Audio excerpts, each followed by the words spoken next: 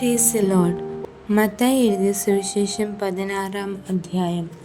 അനന്തരം പരീശന്മാരും സദൂക്യരും അടുക്കെ വന്നു ആകാശത്തു നിന്ന് ഒരു അടയാളം കാണിച്ചു തരണമെന്ന് അവനെ പരീക്ഷിച്ചു ചോദിച്ചു. അവരോട് അവൻ ഉത്തരം പറഞ്ഞത്, സന്ധ്യാസമയത്ത് ആകാശം ചുവന്നു കണ്ടാൽ നല്ല തെളിവാകുമെന്നും രാവിലെ ആകാശം മൂടി ചുവന്നു കണ്ടാൽ ഇന്ന് മഴക്കോൾ ഉണ്ടാകുമെന്നും നിങ്ങൾ പറയുന്നു. ആകാശത്തിൻ്റെ ഭാവം വിവേചിപ്പാൻ നിങ്ങൾ അറിയുന്നു, എന്നാൽ കാലലക്ഷണങ്ങളെ വിവേചിപ്പാൻ കഴിയുകയില്ലയോ? ദോഷവും വ്യഭിചാരവുമുള്ള തലമുറ അടയാളം തിരയുന്നു. യോനയുടെ അടയാളമല്ലാതെ അതിന് അടയാളം ലഭിക്കയില്ല. പിന്നെ അവൻ അവരെ വിട്ടുപോയി. ശിഷ്യന്മാർ അക്കരെ പോകുമ്പോൾ അപ്പം എടുപ്പാൻ മറന്നുപോയി.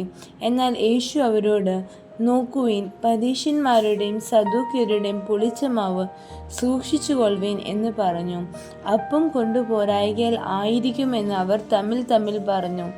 അത് അറിഞ്ഞിട്ട് യേശു പറഞ്ഞത്, അല്പവിശ്വാസികളെ, അപ്പം കൊണ്ടുവരായ്കയാൽ തമ്മിൽ പറയുന്നതെന്ത്? ഇപ്പോഴും നിങ്ങൾ തിരിച്ചറിയുന്നില്ലയോ? 5000 പേർക്ക് 5 അപ്പം കൊടുത്തിട്ട് എത്ര കുട്ടൽ എടുത്തു എന്നും 4000 പേർക്ക് 7 അപ്പം കൊടുത്തിട്ട് എത്ര വട്ടി എടുത്തു എന്നും ഓർക്കുന്നില്ലയോ? പരീശന്മാരുടെയും സദൂക്യരുടെയും പുളിച്ച മാവ് സൂക്ഷിച്ചു കൊള്ളണമെന്ന് പറഞ്ഞത് അപ്പത്തെക്കുറിച്ചല്ല എന്ന് തിരിച്ചറിയാത്തതെന്ത്? അങ്ങനെ അപ്പത്തിൻ്റെ പുളിച്ച മാവല്ല, പരീശന്മാരുടെയും സദൂക്യരുടെയും ഉപദേശമത്രേ സൂക്ഷിച്ചു കൊള്ളുവാൻ അവൻ പറഞ്ഞു എന്ന് അവർ ഗ്രഹിച്ചു. യേശു ഫിലിപ്പിൻ്റെ കൈസര്യയുടെ പ്രദേശത്തെത്തിയ ശേഷം തൻ്റെ ശിഷ്യന്മാരോട്, ജനങ്ങൾ മനുഷ്യപുത്രനെ ആർ എന്ന് പറയുന്നു എന്ന് ചോദിച്ചു. ചിലർ യോഹന്നാൻ സ്നാപകനെന്നും മറ്റു ചിലർ ഏലിയാവെന്നും വേറെ ചിലർ യിരെമ്യാവോ പ്രവാചകന്മാരിൽ ഒരുത്തനോ എന്നും പറയുന്നു എന്നവർ പറഞ്ഞു.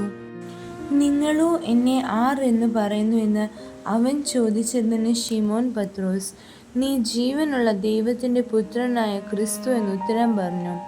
യേശു അവനോട്, ബർയോന ശിമോനെ, നീ ഭാഗ്യവാൻ.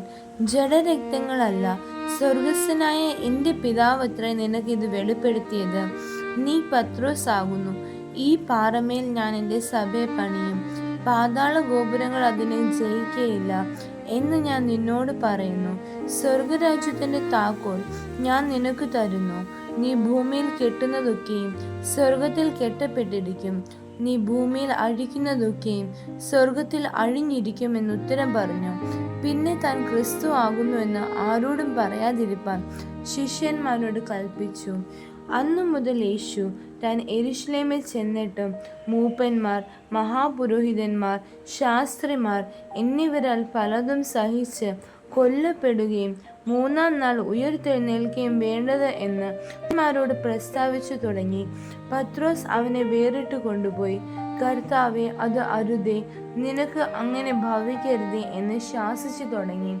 അവനോ തിരിഞ്ഞ് പത്രോസിനോട്, സാത്താനേ, എന്നെ വിട്ടു പോ, നീ എനിക്ക് ഇടർച്ചയാവുന്നു. നീ ദൈവത്തിൻ്റെതല്ല, മനുഷ്യരുടെ അത്രേ കരുതുന്നത് എന്ന് പറഞ്ഞു.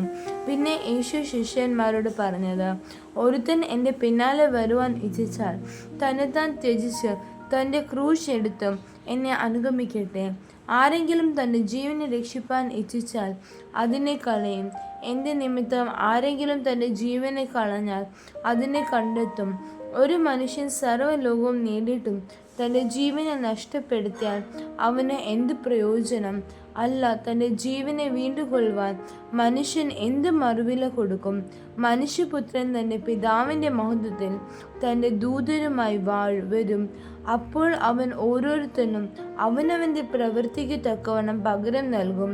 മനുഷ്യപുത്രൻ തൻ്റെ രാജ്യത്തിൽ വരുന്നത് കാണുവോളം മരണം ആസ്വദിക്കാത്തവർ ചിലർ ഈ നിൽക്കുന്നവരിൽ ഉണ്ട് എന്ന് ഞാൻ സത്യമായിട്ട് നിങ്ങളോട് പറയുന്നു.